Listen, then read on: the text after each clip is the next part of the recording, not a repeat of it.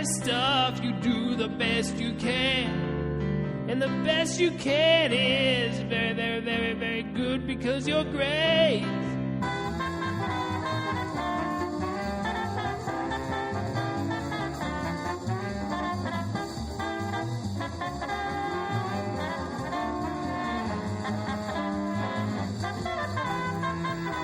Good evening and welcome to another episode of What's So Funny, the show that probes the minds, the brains, and the psyches of the people who make the funny. Tonight, Brian Regan.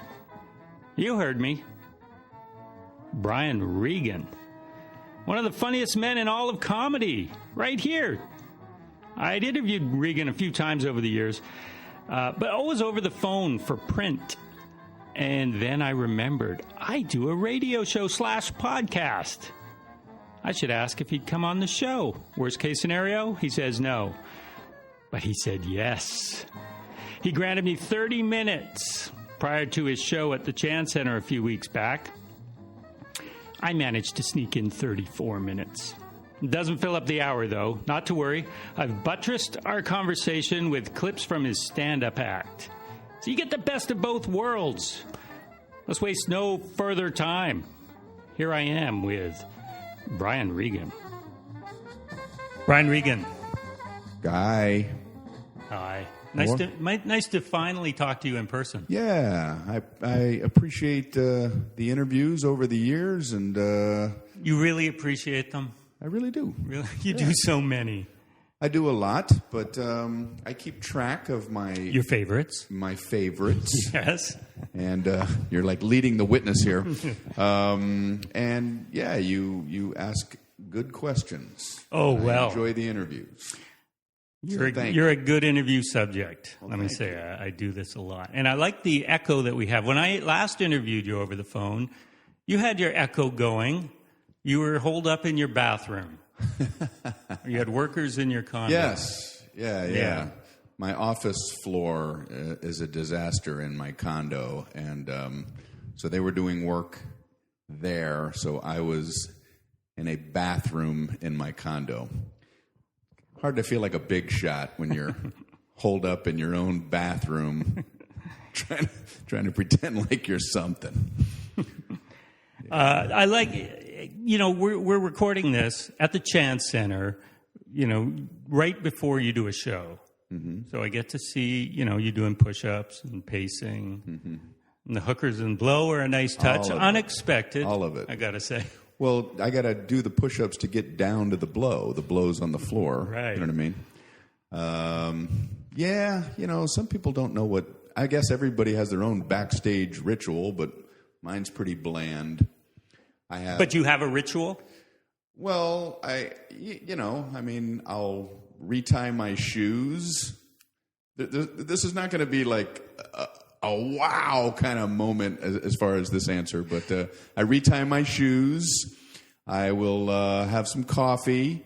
I might have a little peach schnapps, and that's about it. To loosen the nerves. But there are no nerves, right, at this stage in your career, are there? It depends. The nerves have to do with whether or not I think people know who I am.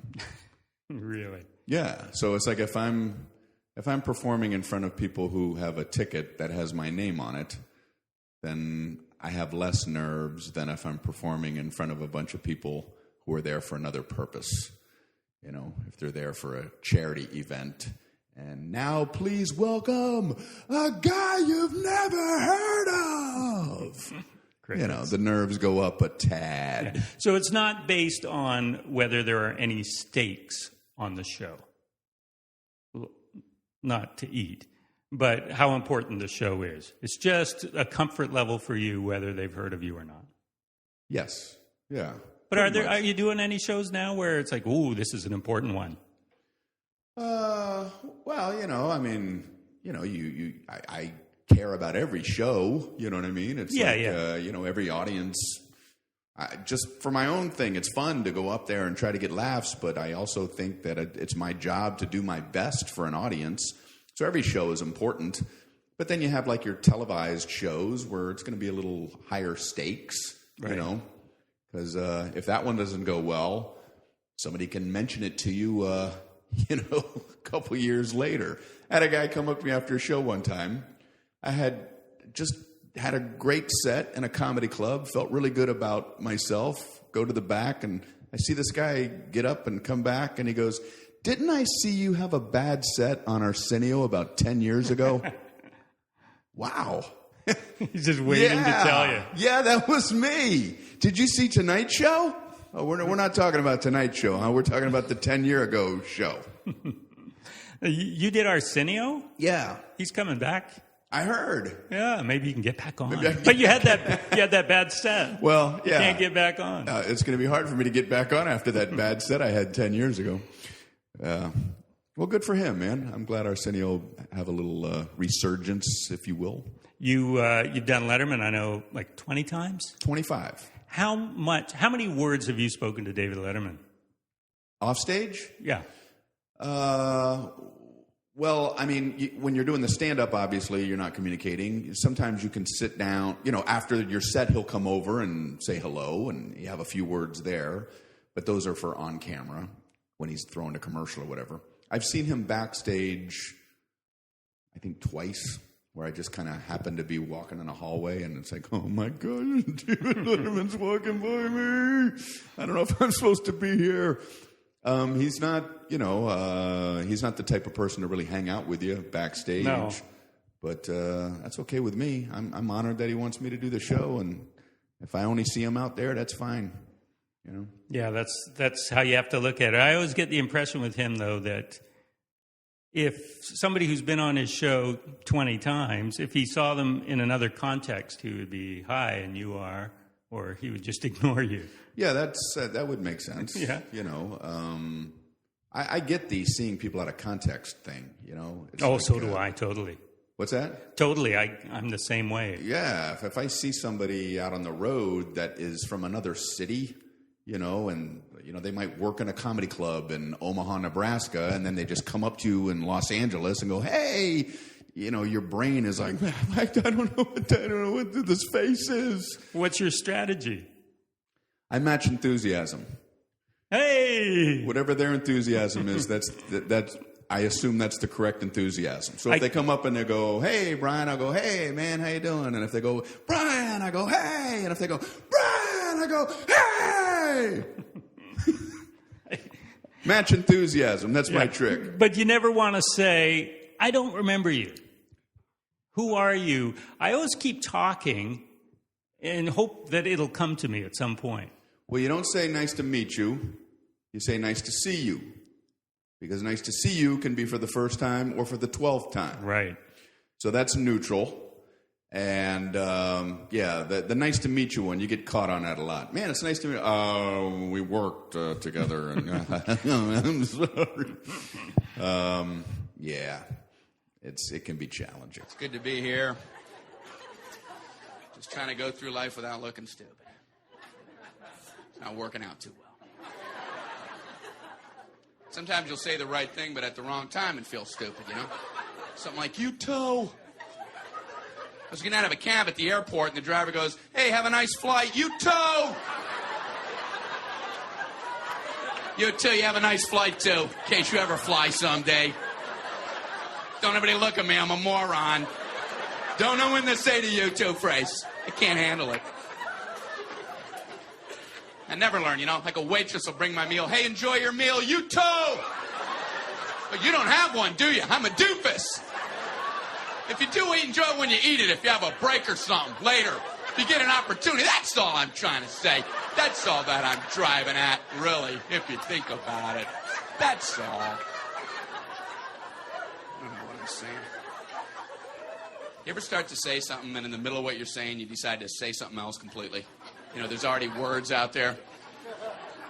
These friends were leaving the other day, and I started to say, "Hey, take care," and I decided to say "good luck" instead, like halfway through, you know. So it came out in neither. "See you later, Brian." "Take luck." Take luck and care. Take care of the luck. Good luck taking care of the luck that you might have. If you have luck, take it and care for it. Take luck, care of it. when you take all care of them.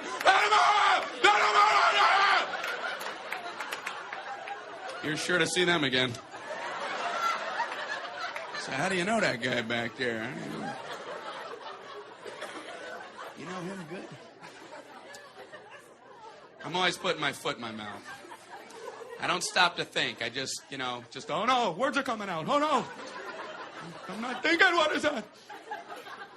Like I met this woman recently. I could have sworn she was pregnant. Let me tell you.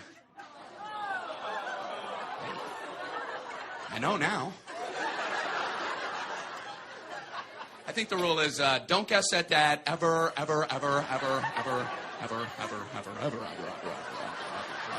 Something like that. I didn't have enough evers memorized, So I said, hey, when's that baby due? You ever feel a word coming up, but it's too late to stop it? And, it's coming out and loud. Hey, when's that baby due? Baby! What baby? At the zoo, the pandas. I knew they were trying to have one. I just, thought we'd talk about them. Talk about the fluffy zoo animals that I hear they got them over there. You can go look at them and, if you want, touch them. Have you ever guessed somebody's gender wrong? There's no recovering from that.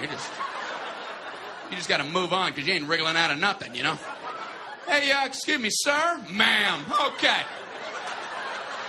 Okay, bye. Bye, human. Bye, person. Nice to meet you, individual.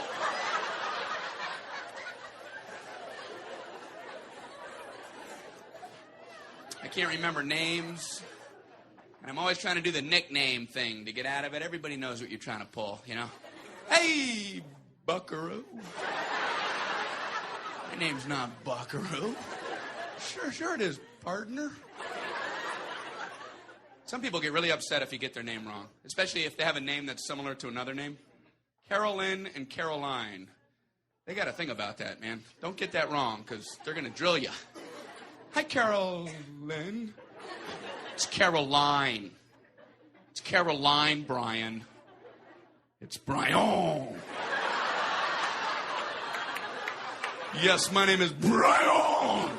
Very hard to say my name correctly, because my name is Brian.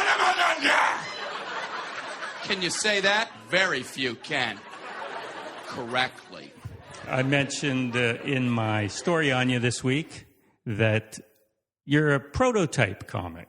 There are comics who you can see their influences, and you're many comics' influences, right? Especially when they're starting out and they don't have a fully defined character themselves. Do you ever notice it in other comics when you're watching? Yeah. I mean, now I have like a handful of people that I work with when I'm doing these kinds of venues. But when I did comedy clubs, sometimes there'd be like local comedians that are working with you. And, you may or may not have met them before. And sometimes I would feel like, wow, I'm kind of following myself here. But it's very flattering. If they're subconsciously influenced, then that's flattering. If they're consciously, glomming onto something, then that's another story. But, we're all going to be influenced by people that we like. And if somebody likes what I do, then that means a lot to me. I was interviewing a big rock star yesterday, big hairy guy, young guy. He's in town playing tonight as well. Okay. And his name is Ewan Curry. He's the lead singer of the Sheepdogs. And he's a big comedy fan. And he told me that when he was in high school, he performed your act in front of his high school. Without attribution. Oh, without saying it was right. This is someone else's. That's still cool, man. But he's a huge fan of yours. That's very nice to hear. I want to go check him out. Maybe we can see his show tonight. Yeah, he said, come on by. I said, I'm going to see Brian Regan. And then he was, I wish I could go. Wow. Okay. I'm going to look into that. Yeah. Now, you've been a comic since the early 80s. Mm-hmm. And, we were talking about the number of hours you've done. If you combine them all over the years, think of all the premises that you have covered. Is it easier because you know the way to build an act? Is it easier to come up with premises, or do you think I I can't. I'm done. The more you do it. Well, geez. It's kind of I don't want to give a too complicated an answer, but the original inspiration, that comes in waves, I mean, like, sometimes you'll think of a lot of things in a short period of time, and sometimes you just have that writer's block thing where nothing really seems to hit you. But once you have the original inspiration, you can draw from experience, and you know how to cobble the idea together. It's like, okay, now I know what this bit is. Now I know how to get into it and get to the funny. I can craft it easier now. Whereas years ago, it's like, you don't know what you're doing. You're just throwing everything at the wall and see what sticks. Right, but there must be that moment where you're going, nah, this has been done. I've done it myself. Oh, yeah. I can't do that again. Yeah. I mean, but sometimes it's like you worry, did you hear somebody else do it? It's like you can watch somebody else do a bit and it'll go into your subconscious, and then, a year later, something like that, you think you're thinking of something that you might not realize, well, no, that really came from somebody else. But what's cool is, like, if comics know that you have a good reputation, they know that you probably don't want to continue doing a bit like that, so they will alert you to that. I did that years ago. There was a comedian, Dennis Wolfe. Oh, great comic. Fantastic comedian. And he used to do this thing about how the terms imbecile and moron and idiot were actual technical terms, and there were levels. Some were higher than others. And I forget his exact bit, but he did a bit about that.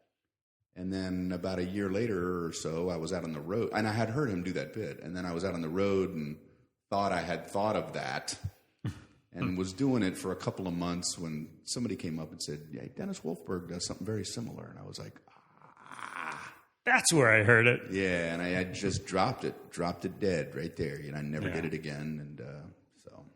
Dennis Wolfberg.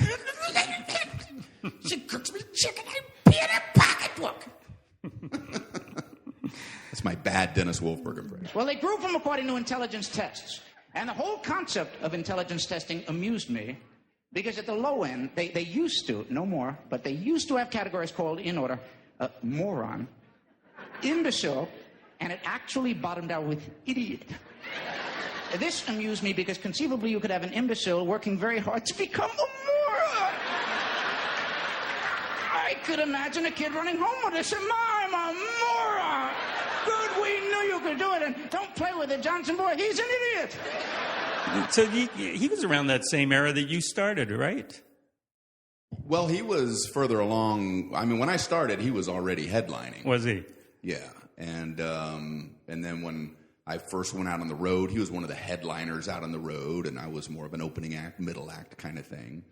And then, of course, he passed away, gosh, I don't know how, 15 years ago, maybe longer than that. Yeah. It's been a while. So, his comedy will be missed and is missed. Well, you're probably free to use that 3 levels. No, I still wouldn't do that. I mean, I appreciate your okay on it, but... I'm giving you my okay. Okay. Now, I know you said, I read somewhere where you said you don't want to be too clever, you want funny. You remember saying this? Yes. And can you define it, or is it you just go by the reaction, the gut level reaction of the laughter? Well, let me back up. It isn't that I don't want to be too clever. I want to make sure that it's funny. Sometimes what I mean is, like, you can be writing something out, and I find that when I'm writing literally on a keyboard or with a pen, I tend to get cutesy and clever. But then when you're on stage, sometimes clever is funny and sometimes it's not funny. So what you want is the combination of the two. But, you want to be funny on stage. You don't want people walking out after a show going, man, that guy was clever. You want them saying he was funny. At least that's what I want.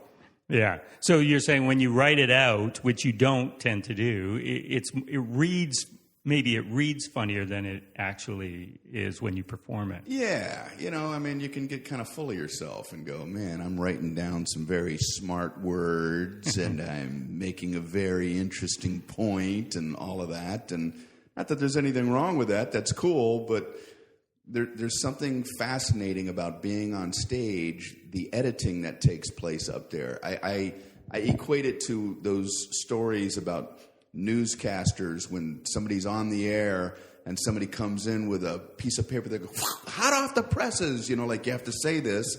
That's what happens when you're on stage. You might be in the middle of something that you spent way too much time writing out in this overly clever way, and the inside of you will go, say this instead. And you say a very leaner, tighter version of what you're trying to convey, boom, and you get your laugh, and you go, okay, instead of the 100 words, I could have said it in 18 words. The adrenaline. And it's also survival. You're up there, you're trying to get laughs. And so something inside takes over. I heard that years ago, Rodney Dangerfield would write his jokes out on 3x5 cards. And he would take a black magic marker and he would black out every word that was not absolutely crucial to the punchline. And even though I'm not a one-liner type of comedian, I never forgot that, that concept of brevity.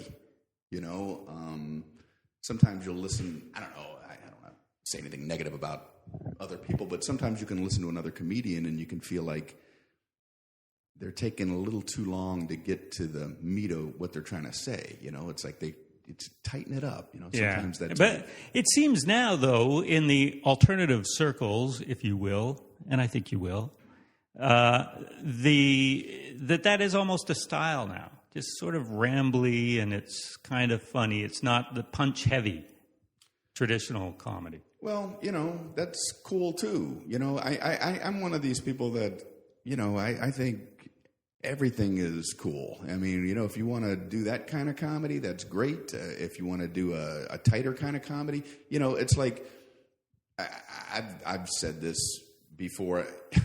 Like with my act, I kind of think of it as an accordion. It's like sometimes I'm in the mode where I want to pull it out and just fill it with filler and just go off on tangents and see what I can find. And then sometimes I'm in a frame of mind where I want to squeeze that together and get all the fat out of it. But both of those aspects are valid. Sometimes a longer, crazier, more tangential type of comedy can be fun.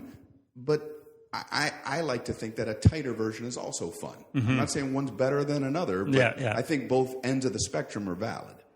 Do you have a book in you? Do you think a lot of comics are writing books these days? I used to think I would never be able to write a book until I read an Andy Rooney book where it was a series of his essays, and like all of the essays were, about a page and a half long. Yeah, and I'm all right, I can write a page and a half. If I can write about 40 of those things, maybe I could write a book. But,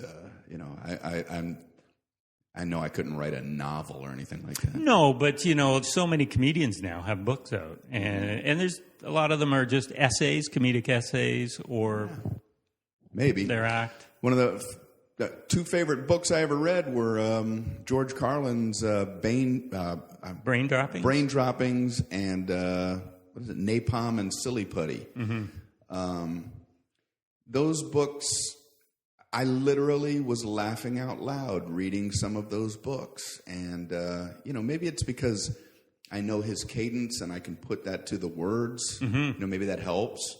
But he's just, he was a brilliant comedic mind. And I just really, really enjoyed that kind of writing. So I don't know. Maybe at some point I could sit down and try something like that. I don't know. Yeah, you should. I know you've admired Seinfeld's word choices, and I mean, my favorite comedians really take the effort to choose just the right word. But I mean, you don't write out your act, but you take that same kind of effort with your vocabulary, and this word is better than this word, or I've repeated that one. Yeah, well, I will tape my shows. I tape almost every night, and So every night you're doing the bit, especially a newer bit, a little bit differently, and then you'll find words. Like the first thing is like the Christmas tree. It's like, okay, now I have the Christmas tree. Now I got to find the ornaments that are going to make this Christmas tree pop even better, And it's fun to find a word that's peculiar, that can convey something just a little bit, tighter or funnier than another word. And it's fun to have those eureka moments where sometimes you'll think of them off stage, but sometimes you'll think of them on stage. Inventions intrigue me. I was reading about the walkie-talkie, and I read it was a military invention. That surprised me, because usually military stuff has strong names, Apache helicopter, Tomahawk missile. Walkie-talkie?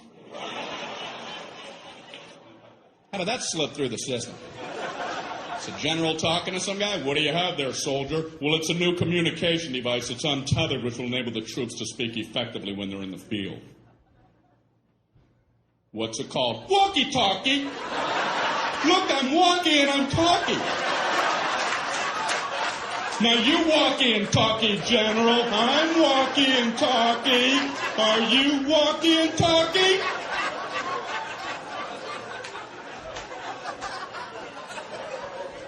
I like it, soldier. What's this explosive device? The whammy kablammy.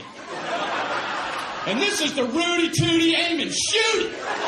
So you started early in the 80s, as I mentioned. You quit college. Yes. But you went back to get your degree after you were pretty successful as a stand-up. Right. Late 90s, right? 97, I think, is when I got my degree. I was supposed to have graduated in 1980. That was my class. Mm-hmm. And I ended up graduating in 1997 from Heidelberg College. Now it's a university. They've graduated. They've graduated since I graduated. Left you behind. Yeah. But you're like these professional athletes who go back. It doesn't happen often, but sometimes you read it. They go back and get their degree, and they're multimillionaires. Well, I wasn't that. I was a fractional millionaire. But you were successful, and you had a career, so you probably didn't need a fallback. So that was just a case of pride or showing that you could do it? Yeah, complete sense of closure. It was just a kind of a nagging thing in my life. I was 10 credit hours shy of a degree. So I was like right there. I was like looking at the finish line and didn't finish, and I just always wanted to do that. And when I was told that I could do it without having to go back for the semester, they would let me take these 10 credit hours on the road.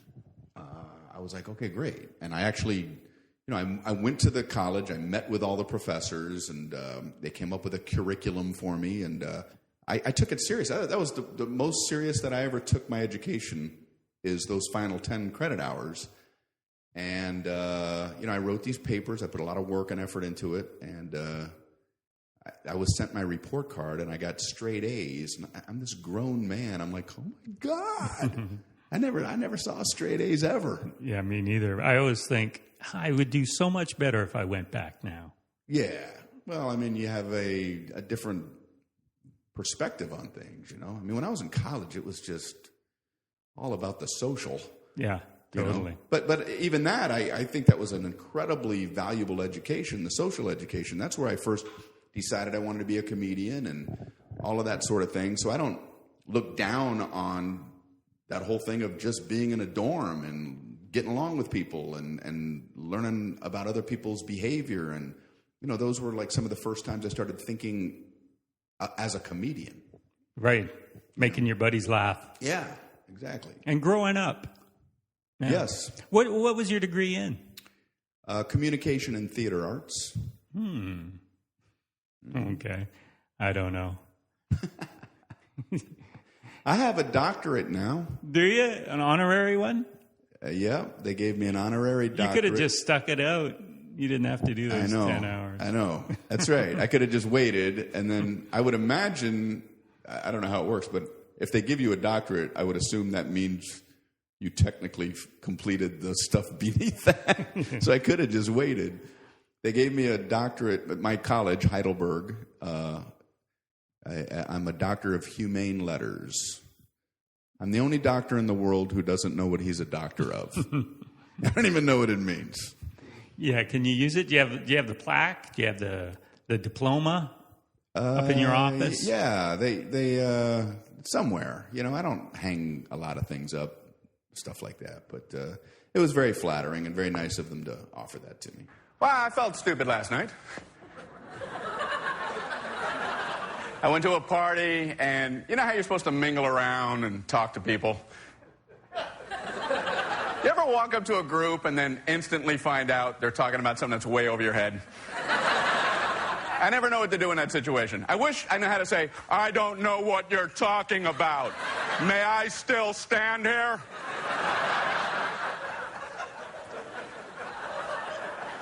I walked up to these people, and they're talking about art. I don't know anything about art. So, of course, I said, oh, I love art. No! No! Oh, my God! Oh, my God! Well, what museums have you been to?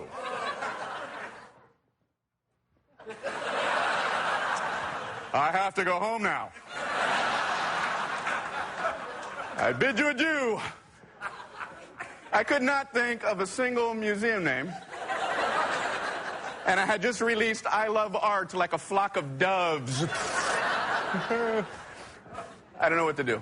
And then I remembered I had read about a museum in France or something. So I figured I'm lying anyway. I might as well lie to get out of that first lie. There's nothing smarter than that technique. So I was like, well, I was in Paris at the Louvre.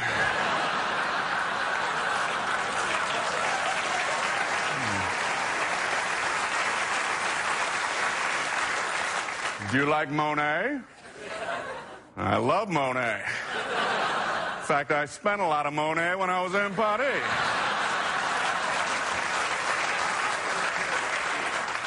Well, what's your favorite Cézanne? Winter.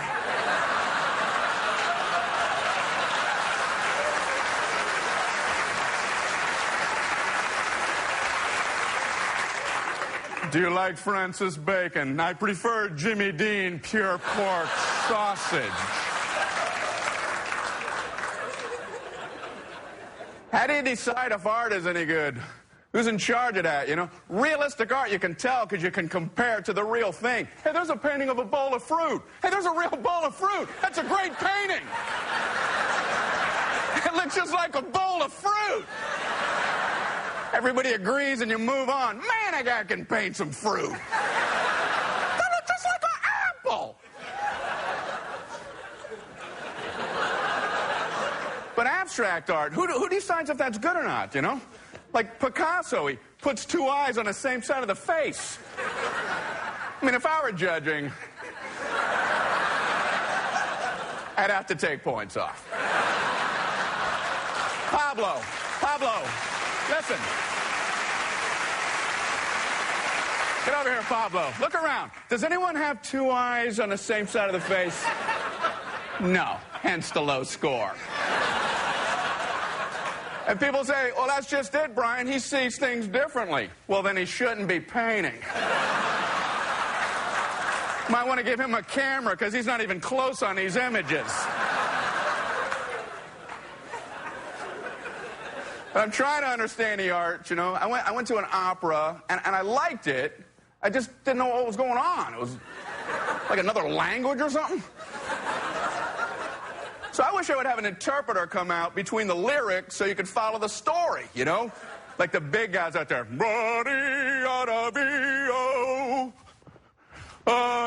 kind of likes her.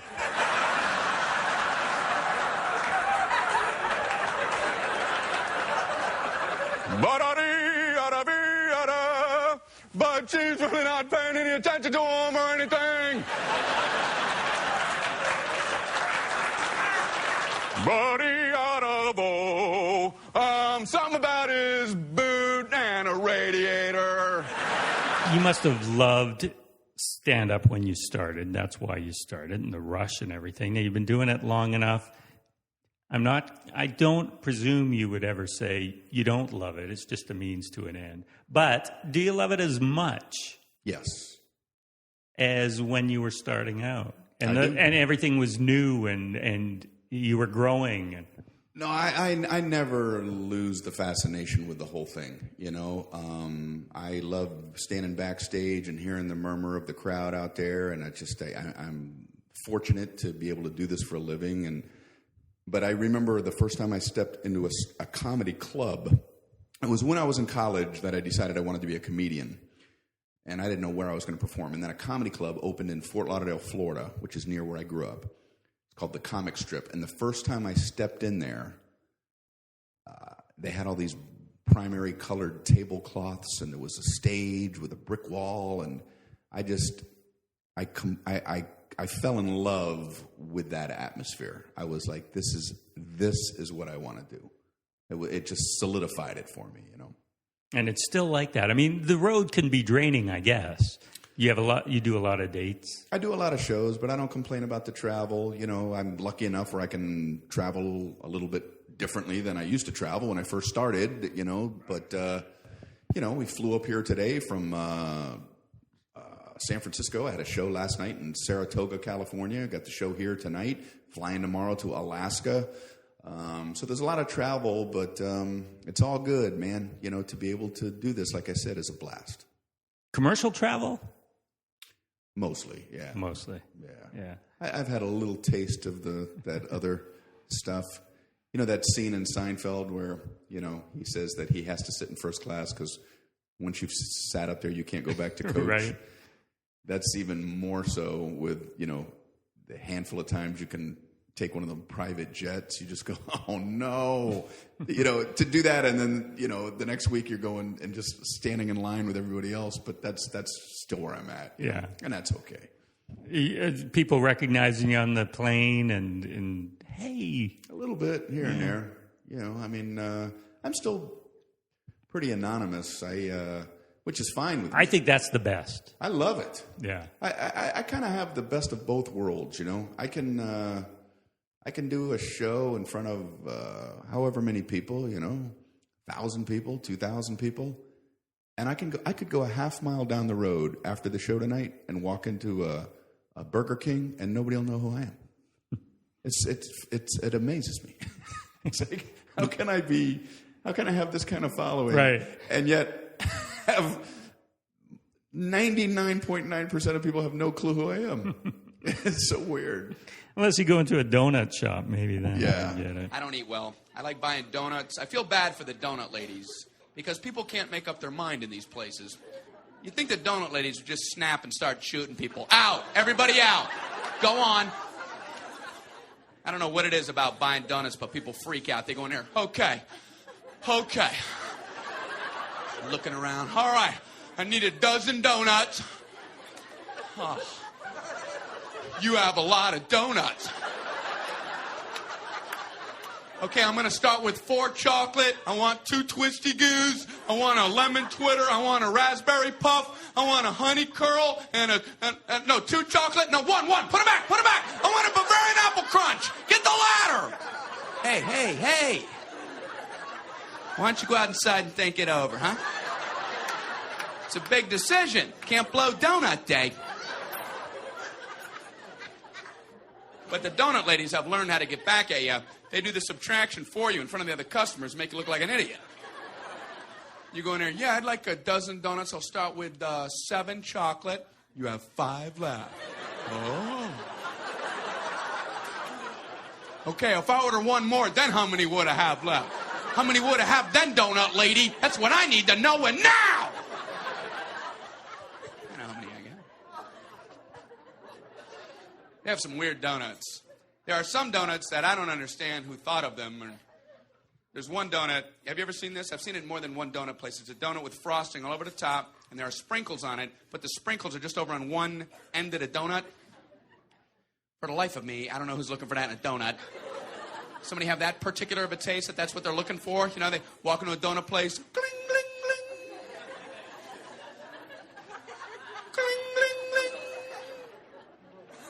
Okay.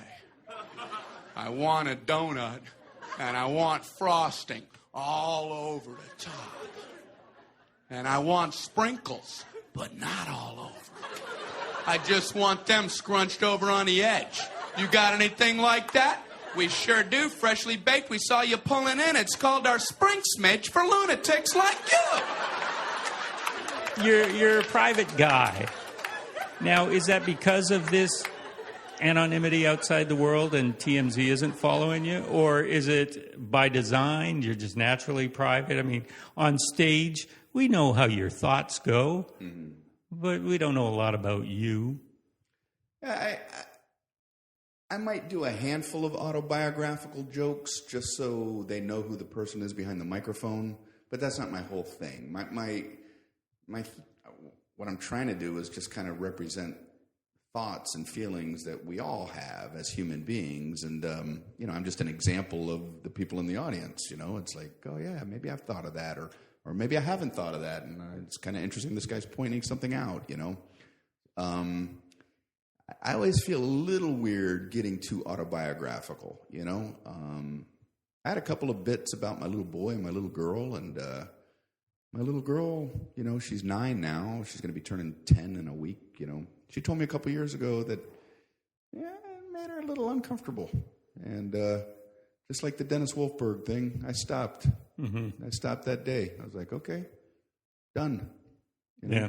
I might refer to the fact that I have kids, but I try not to use her personal behavior in a bit. I try to recognize the fact that she's a private human being and she deserves not to be exploited for comedic purposes.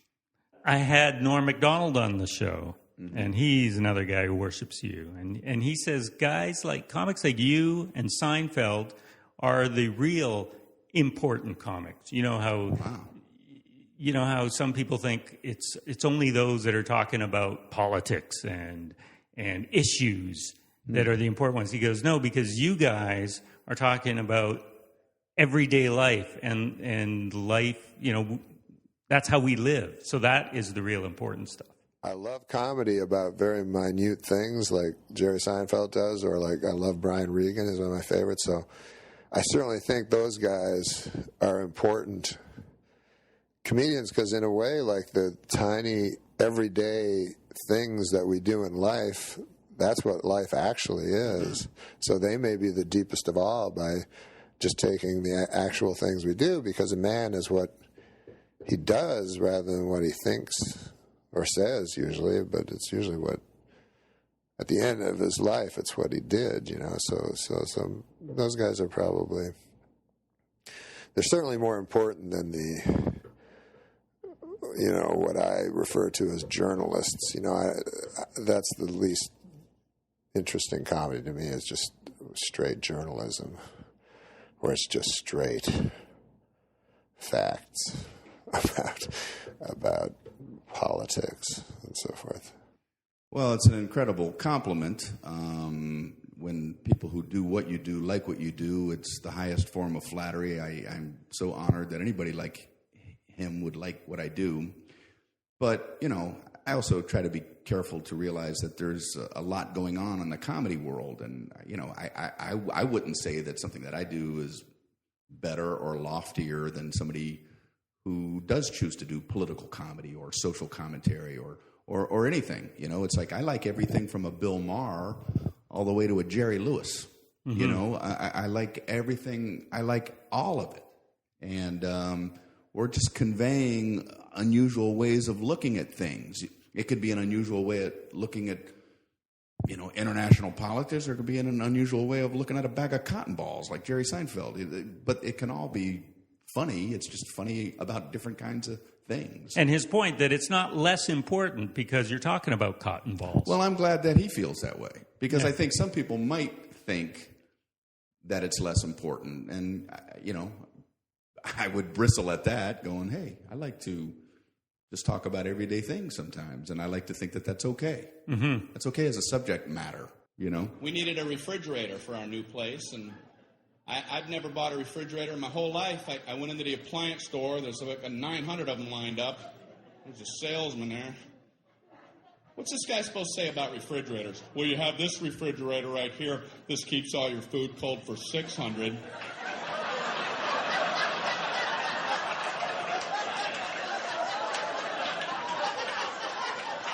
You've got this refrigerator. This keeps all your food cold for 800.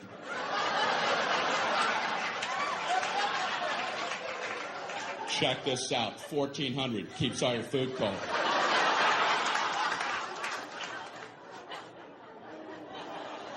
So this guy's working me on this one. I've never seen a guy work so hard. This one is a very nice refrigerator. It has a meats drawer. And what you do with that, you would put meats, whatever varieties that you would choose. These would be your meats. So there's no requirement on the types of meats. You could pick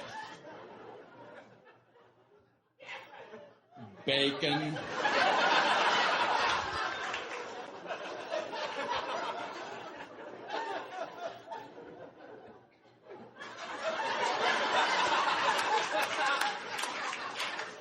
marbled meats.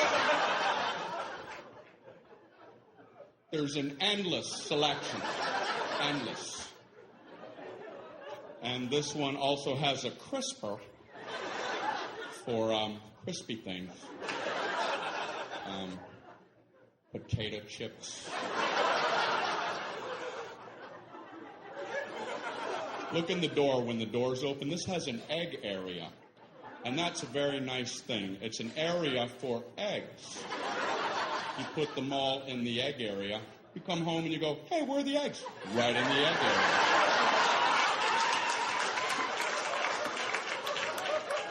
And they're all written in cursive, and that's a real nice feature. That is a nice touch. Are you a reader?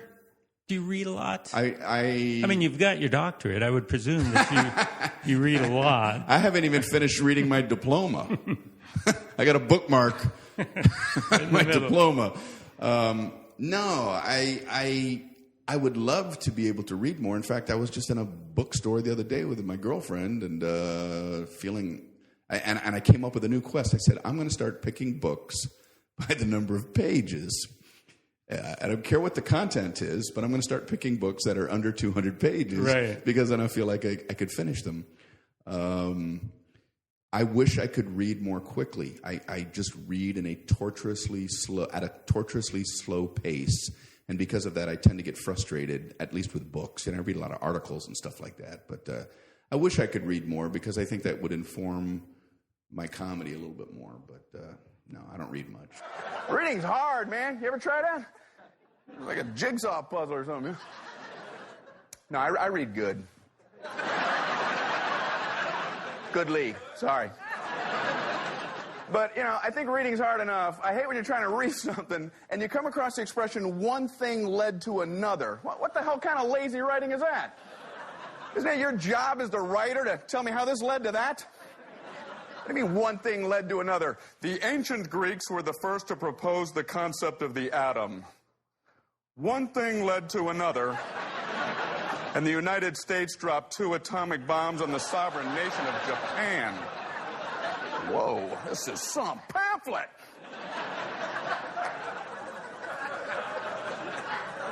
But I'm trying to learn how to read better, man. I took a speed reading course, and, not to brag, but my speed got up to, it was like 50 words a minute, But my comprehension plummeted. Like 2% or something like that. But I didn't care, man. I was flying. I was like, sparks were coming off the page, But I'm trying to learn how to read because I'm hearing like it's good for you or something, Has a good reputation. Nobody ever badmouths it, You never see a point-counterpoint show about reading. And on the pro side of reading, like a professor with a bow tie. And in the opposite side, hey, let me tell you something. Reading don't do nothing. If you have hazarded a book, and you look at it, then you wouldn't even know why you had to do that. I have nothing to add. I'd like to yield the remainder of my time to my opponent. In the interest of fairness, conclude your point. But, you know, they always try to tell you that it's good for you. You know, if smart people are doing all the reading, then how come when you read a book, you have to put the title of the book on the top of every single page in that book? Does anybody ever get halfway through a book? What the hell am I reading? Oh, it's right there at the top. Oh. I forget again. Oh, it's right there. Whoa, that is handy. I don't know what I'm... Yes, I do. Yes, I do now. Yes, I do. That's good. I don't want to have to go all the way back to the cover. Okay. Didn't know what I was reading. No, I was reading something. Didn't know what. Every page. Why? When you go to the movies, they don't put the title on the top of the screen.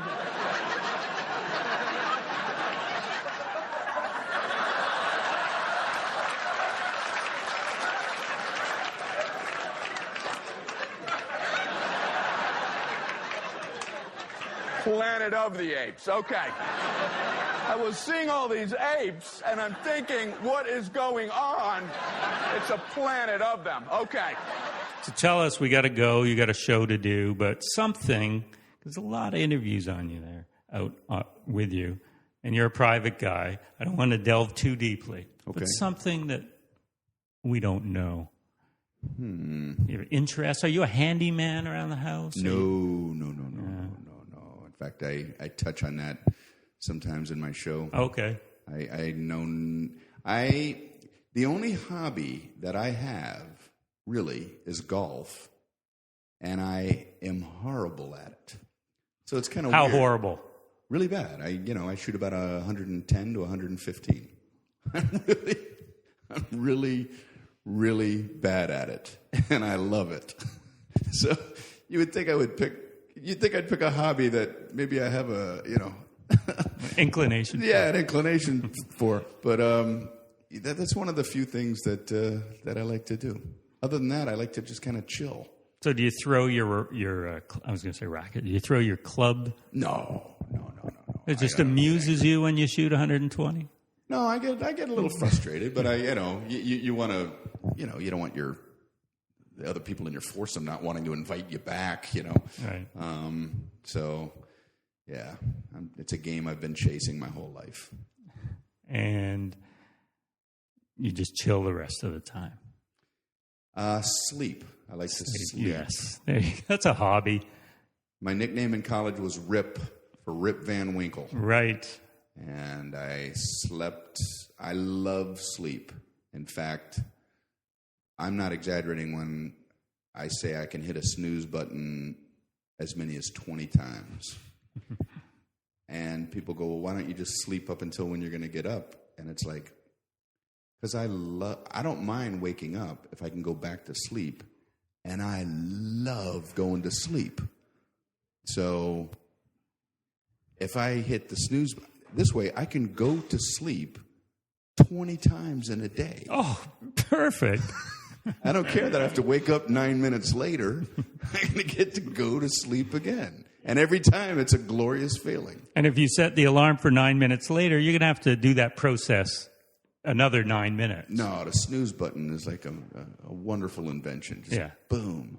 Yeah. I wanted to, a little invention that I have is I wanted to invent a bed that 15 minutes before you had to wake up, where the pillow is would just gradually start going up. And it would take 15 minutes for it to get to the completely vertical position. So you'd have 15 minutes where you I don't know when I'm going to start sliding. And then after 15 minutes, you have to be on your feet. Perfect. Well, now you got to take your pre-show nap. So I appreciate you talking with me, and it's been nice meeting you. You too, Guy. Thanks I'll talk for this, to you next man. time you're here. That sounds great, man. Right. Appreciate everything. Thanks.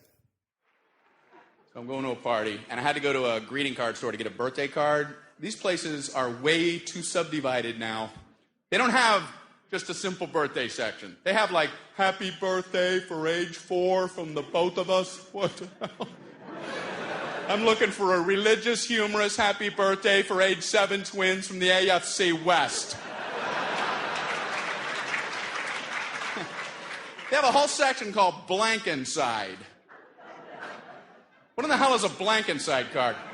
So I've been sending them out. Sorry you're feeling so blank inside. I feel like that myself sometimes. What kind of scam? The guy who's selling blank inside cards must wake up laughing. What do you do again?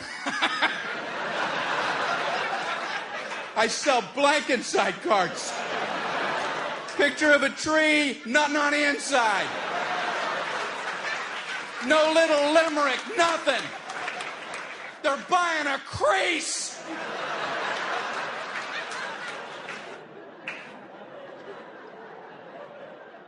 They have another whole section called encouragement. I like to send those to people who are not about to do anything and just keep sending them follow-ups and confusing them. You can do it. I can do what? I keep getting these. I know it's in you. What is in me? What can I do? Maybe you should go do something instead of reading cards all the time. You know, it's fun. You pick somebody at random, like out of the phone book, and send them about 100 just because cards. They can't even ask you why you did it.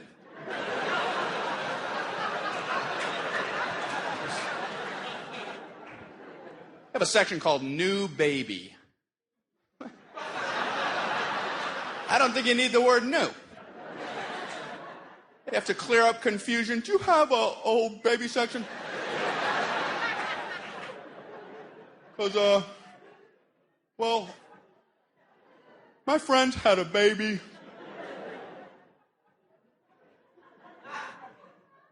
And I let time get away from me.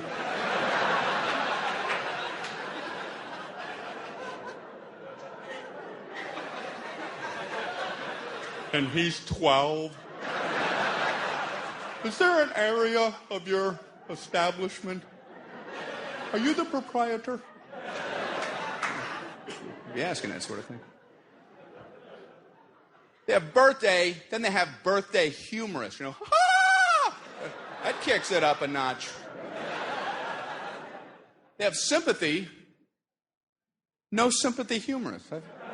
I've yet to see where they've tried to. I guess that's good. You wouldn't want to get one of those. Sorry about your Uncle Fred, but hey, sometimes you end up dead.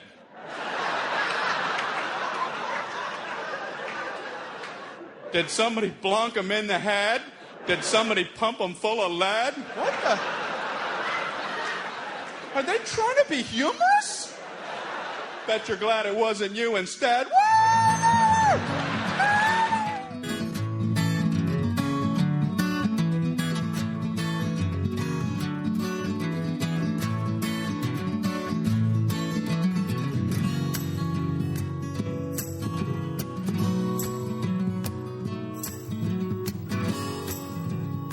That was pretty great, wasn't it?